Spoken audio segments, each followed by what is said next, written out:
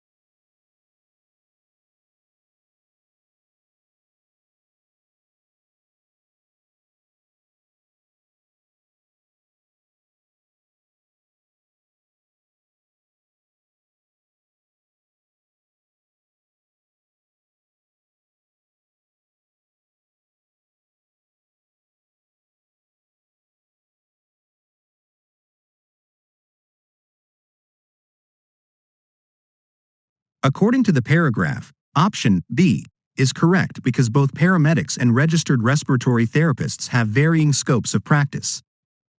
Now, let's analyze each option and quote the relevant sentence from the paragraph to support the explanation. A. Option A states, "They are both involved in emergency patient care."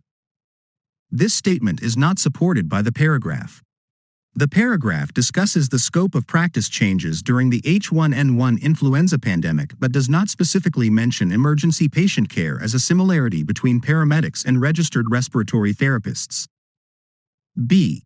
Option B states, "They both have varying scopes of practice."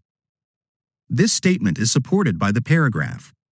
The paragraph mentions that during the H1N1 influenza pandemic, some states expanded the scope of practice for healthcare professions, including paramedics and registered respiratory therapists, to increase the number of clinicians eligible to provide vaccinations. This indicates that both paramedics and registered respiratory therapists have varying scopes of practice that can be adjusted based on specific circumstances. C. Option C states, "They can both perform a percutaneous crocothyrotomy." This statement is not supported by the paragraph.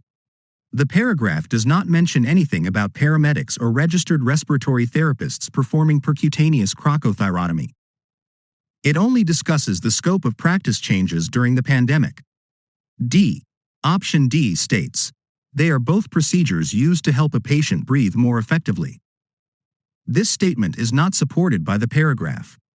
The paragraph does not mention any procedures related to helping patients breathe more effectively. It mainly talks about scope of practice changes during the pandemic. In summary, option B is the correct answer as it aligns with the information provided in the paragraph. Let's look at the next question.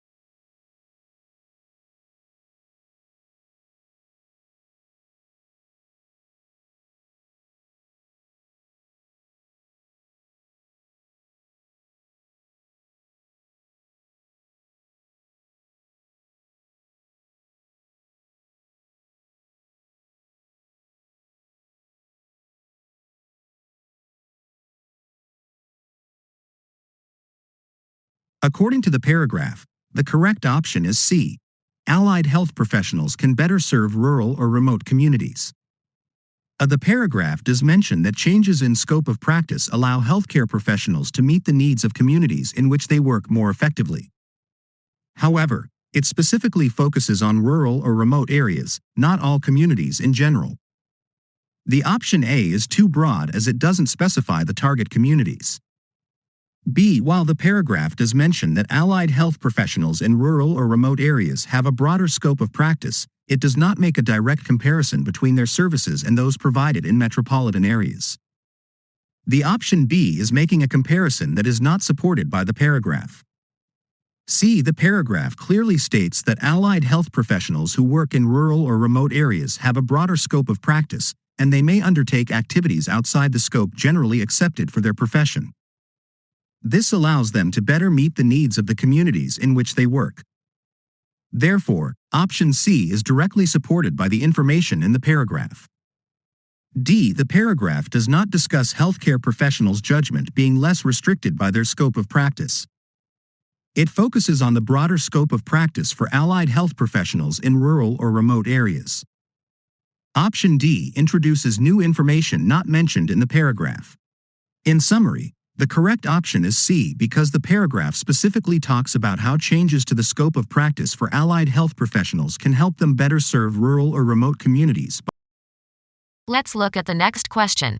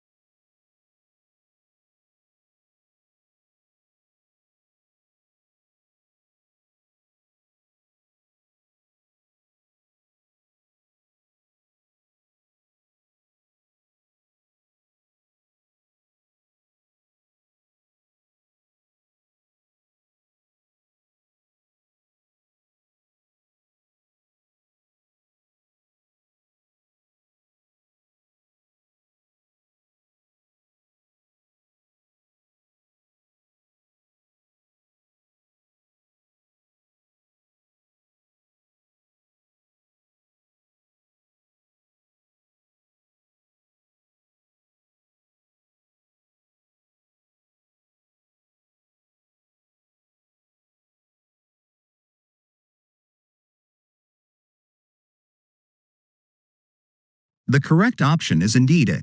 Some states and provinces were better equipped to prevent the spread of H1N1 influenza in 2009 than others. Explanation for each option.